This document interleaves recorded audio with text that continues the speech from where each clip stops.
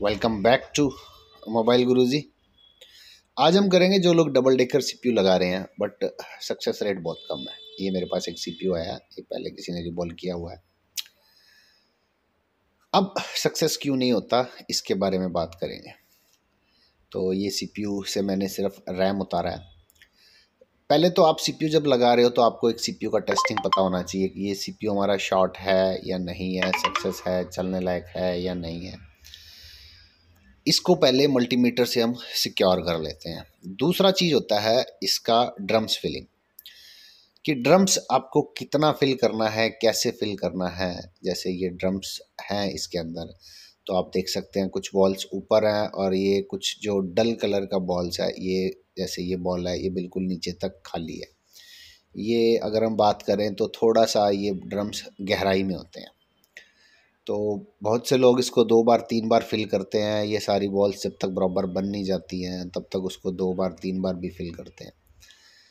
तो इसको फिल कैसे करते हैं और ये भी मैं आपको डिटेल आज बताऊंगा कि इनका लेवल क्या होना चाहिए, सक्सेस क्यों नहीं होता, कैसे है, ड्रम्स की गहराई क्या है। इसको समझने के लिए इसको हमें थोड़ा सा सीपीयू को बाहर निकालना पड़ेगा और बाहर निकाल के हम इसका टेस्ट करेंगे। तो हमारा ऑनलाइन फॉल्ट फाइंडिंग एंड सेमेटिक्स का न्यू बैच अप्रैल 25 से शुरू हो रहा है। उसके लिए आप रजिस्ट्रेशन कर सकते हैं। 500 रुपये से रजिस्ट्रेशन है, बाकी का फ़ीस हम 2 दिन क्लास के बाद लेते हैं। 6000 टोटल फ़ीस है उस कोर्स का, जिसमें हम सेमेटिक्स एंड फॉल्ट फाइंडिंग कंप्लीट कराते हैं। जिन लोगों का हैंड स्किल अच्छा है, सीपीयूज़ वगैरह लगा लेते हैं बट वोल्टेजेस लाइंस ये चीज़ चेक नहीं कर पाते। मतलब सीपीयू रिबॉल्व करना है, कब उसकी ज़रूरत है, या रिबॉल्व कर लिया है उसके बाद भी नहीं चल रहा है, तो मल्टीमीटर से टेस्टिंग में उनको प्रॉब्लम आती है। यानी सीधा डायरेक्ट काम करते हैं, आया फ़ोन पावर नहीं ले रहा, पावर चेंज करी, सीपीयू रिबॉल्व किया, आईसी रिबॉल्व की, एमएमसी रिबॉल्व करी, बट टेस्टिंग नहीं कर पाते हैं। तो उनके लिए वो कोर्स है, जिनका हैंड स्किल अच्छा है तो वो ज्वाइन कर सकते हैं।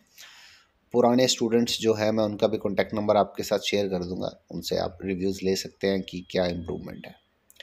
तो ये सीपीयू हमने उतार लिया, तो अब आप इसकी देख सकते हैं। जैसे ये बॉल मैंने आपको बताया, ये थोड़ा हॉल खाली है, नीचे तक लेवल है, और बाकी की बॉल्स का आप देखें कि लेवल जो हमारा सरफेस है उस सरफेस से ऊपर है। जब आप नॉर्मली इसके ड्रम्स फिल करते हैं तो आप भी इसका ये लेवल जो है ये थोड़ा सा इसके लेवल पे जो हमारा सरफेस का लेवल है इससे ऊंचा आ जाता है। इससे प्रॉब्लम क्या आती है, जब भी आप सीपीयू तो प्रॉपर लगा लेते हैं बट जैसे ही आप रैम इंस्टॉल करते हैं वो शॉर्ट हो जाता है। तो रैम इंस्टॉल करते ही शॉर्ट हो जाता है, तो इसको सही करने का तरीका क्या है, मतलब आप कैसे इसको एक्चुअल फिल करें कि आपको ये प्रॉब्लम नहीं आए और आपका सक्सेस रेट भी अच्छा रहे, आप इंस्टॉल करने से पहले ही रैम और सीपीयू को चेक कर सकें। तो ये जो कॉर्नर का जो नीचे का पोर्शन है ये हमारा काम का है, और ऊपर का ये 2 पिन है ये रैम का वोल्टेज है। आप ऊपर का सारा पोर्शन ग्राउंड है, वन साइड ग्राउंड और वन साइड मल्टीमीटर से आप इसको टेस्ट कर लेंगे कि ये पिन्स शॉर्ट नहीं होने चाहिए। अगर ये पिन शॉर्ट हैं तो इसका मतलब आपका सीपीयू ही शॉर्ट है, तो आप उस पर टाइम वेस्ट नहीं करेंगे। सेम यही बॉल्स आप रैम में चेक कर लेंगे। रैम में भी जो नीचे का जो हाफ पोर्शन है हमारा, ये हमारा वर्किंग सारी पिन्स है, और ऊपर का जो बड़े वाली साइड है वो सारा जो साइड है हमारा वो ग्राउंड होता है। तो वन साइड आप ग्राउंड कहीं भी लगा के ये पिन्स आप रैम पे चेक कर लेंगे कि हमारा रैम शॉर्ट नहीं होना चाहिए। अगर हमारा रैम शॉर्ट है तो आप कोई भी रैम और सैमसंग के किसी भी फ़ोन से सेम ये 4 GB या 64 GB कोई भी ये सेम आप रैम चेंज कर सकते हैं, और रैम चेंज करने से आपका डेटा भी नहीं जाएगा। अगर आप डेटा रिकवर कर रहे हैं तो डेटा भी आप एज इट इज़ रहेगा, आप रैम चेंज कर सकते हैं। अब आते हैं हम बोर्ड पे, कि बोर्ड पे आप क्या गलतियां करते हैं। मैक्सिमम लोग जब सीपीयू रिबॉल्व करते हैं तो ये साइड के जो छोटे कंपोनेंट्स हैं ये कोई एक आध रेजिस्टेंस वगैरह मिस हो जाता है, ड्राई हो जाता है, और ये नीचे डिस्प्ले आईसी ग्राफिक्स के ये जो कंपोनेंट लगे हैं ये लूज़ हो जाते हैं। तो इसका अच्छा तरीका है कि आप ये आईसीज और आसपास जो लगे कंपोनेंट्स है सबका अच्छी तरह से ग्लू कट कर दें, क्योंकि ये वाइट ग्लूड होता है और ये जब हम हीट करते हैं सीपीयू तो ये फूल जाता है। तो वाइट ग्लू फूलने के बाद भी कंपोनेंट्स हमें अपनी लोकेशन पे ही दिखाई देते हैं, बट वो ड्राई हो जाते हैं, चलते नहीं हैं। तो सीपीयू और रैम कैसे टेस्ट करते हैं, और दूसरा बोर्ड में आप क्या मिस्टेक्स करते हैं। लास्ट हम आते हैं ड्रम्स को फिल कैसे करते हैं। ये मैंने ड्रम्स को खाली कर लिया है, इसको सारे को। टोटल ड्रम्स को मैंने इसको विक करके नीचे तक लेवल इसका A to Z आपको मैं बिल्कुल ये टिल्ट करके टेढ़ा करके भी दिखाता हूँ, तो आप देखोगे कि जो ड्रम्स हैं हमें खाली दिखाई दे रहे हैं, कोई भी शोल्डर का बॉल हमारे लेवल से ऊपर नहीं है, सारा नीचे है। तो वन साइड जो हमारा ऊपर का जैसे हाफ पोर्शन है, इसको आप अच्छी तरह से एक एक बॉल को खाली कर लेंगे। जो बॉल खाली नहीं भी है तो आयरन लगा के उसको आयरन एक बॉल पे आयरन टच करोगे तो वो पोर्शन खाली हो जाएगा, विक करने के बाद भी कुछ बचता है। तो ये हाफ पोर्शन हमें खास ध्यान रखना है। और जो नीचे का पोर्शन है ये ग्राउंड है, इसमें अगर 2-4 बॉल्स रह भी जाती हैं तो कोई फ़र्क नहीं पड़ता हमें, 2-4-5-10 बॉल्स भी नहीं बने कोई बात नहीं है, बट कोई बॉल लेवल से ऊंची नहीं होनी चाहिए। अब हम इसको सिर्फ एक बार फिल करेंगे फर्स्ट।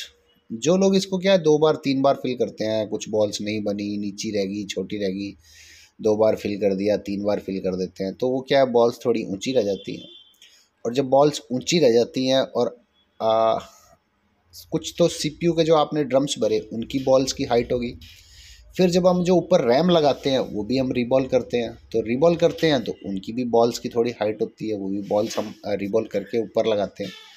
तो जब नीचे और ऊपर डबल हाइट हो जाती है, शोल्डर ज़्यादा हो जाता है, तो वो बॉल्स आपस में शॉर्ट हो जाती हैं। और जब हम रैम लगाते हैं तो सीपीयू में लाइंस शॉर्ट शो करने लगता है, सीपीयू वर्क नहीं करता। यानी अकेला सीपीयू लगाते हैं तो कंप्यूटर से पोर्ट भी चेक करते हैं, बना रहा होता है, रीडिंग भी 125 126 पे स्टक होता है, नॉर्मल है, लेता है।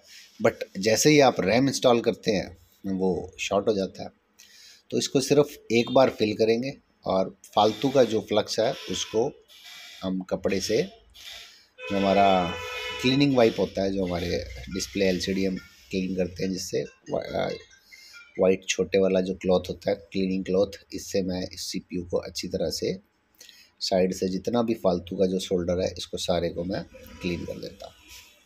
अब क्लीन कर दिया। अब एसएमडी से नॉर्मल टेम्परेचर जो हमारा रिबॉलिंग का टेम्परेचर है, जैसे मैं क्विक 861 DW यूज़ कर रहा हूँ तो इस पर मैं टेम्परेचर यूज़ करता हूँ 270 टू 280 रिबॉलिंग के लिए। तो इस पर अब इसको मैं नॉर्मल रिबॉल कर दूँगा। तो एक बार ही पेस्ट फिल करने से क्या है कि हमारा ड्रम्स अच्छी तरह से क्लीन है। क्लीनिंग करने के बाद जब हम इसको सिंगल टाइम रिबॉल करेंगे, फिल करेंगे, तो जो शोल्डर का लेवल है वो हमारे ये सरफेस है जो इस सरफेस से नीचा रहेगा।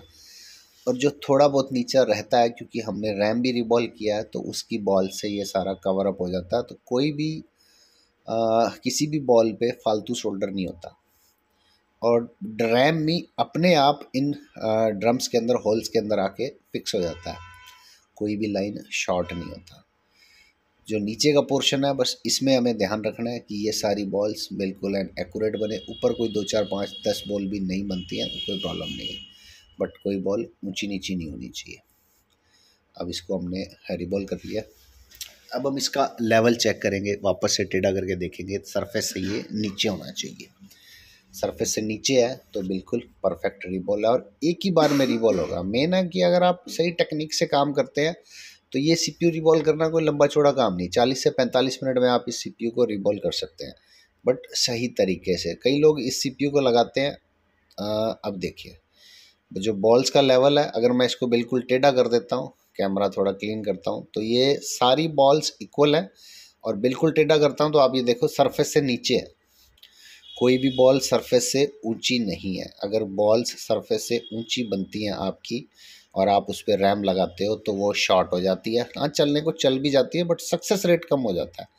और एक बार नहीं चलता तो दोबारा फिर दिल टूट जाता है, दोबारा 1-1.5 घंटा काम करने का मन नहीं करता। तो इसलिए आप फर्स्ट टाइम में जब काम करें तो फर्स्ट टाइम में ही आपका सीपीयू सक्सेस होता है तो कॉन्फिडेंस भी आता है। तो जिन लोगों का हैंड स्किल अच्छा नहीं है और वीडियो से यूट्यूब से यहाँ नहीं सीख पाते, वो मेरे से हैंड स्किल की भी ट्रेनिंग ले सकते हैं। मैं सिर्फ 1500 रुपये उनसे फ़ीस चार्ज करता हूँ और उनको पर्सनल गाइडेंस देता हूँ। अगर सीपीयू में, पावर आईसी में, पेस्टेड आईसीज़ में किसी तरह का कोई प्रॉब्लम है तो। और जिनका हैंड स्किल अच्छा है और फॉल्ट फाइंडिंग में प्रॉब्लम है तो उनके लिए भी 6000 का कोर्स है, आप मुझे कांटेक्ट कर सकते हैं। 25 अप्रैल से हमारा नया बैच शुरू हो रहा है। तो मिलते हैं फिर नेक्स्ट वीडियो में, तब तक के लिए गुड नाइट।